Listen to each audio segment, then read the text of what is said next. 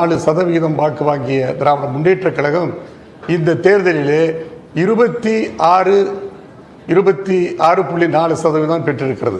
ஆக 6லிருந்து 7% வாக்குகள் திமுகவுக்கு குறைந்திருக்கிறது. எனவே நாங்கள் தோல்வி, அதாவது எங்களுக்கு இடம் கிடைக்கவில்லை என்று சொன்னாலும் வாக்கு சதவீதத்தை நாங்கள் ஒவ்வொரு தேர்தலிலுமே நாங்கள் உயர்த்தி வருகிறோம் என்பது நிதர்சனமான உண்மை. எனவே எங்களுக்கு தோல்வி என்பது இடத்தால் அந்த வெற்றி வாய்ப்பை நாங்கள் இழந்திருக்கலாமே தவிர வாக்கு வித்தியாசத்திலே நாங்கள் வெற்றி பெற்றிருக்கிறோம். இதுவரைக்கும் தனித்தே களம் கண்டு வரக்கூடிய நாம் தமிழர் போன்ற கட்சிகள் வாக்கு சதவீதத்தை காட்டி நாங்கள் வளர்ந்து வரும் அப்படின்னு பேசுறது ஏற்புடையதாக இருக்கும்.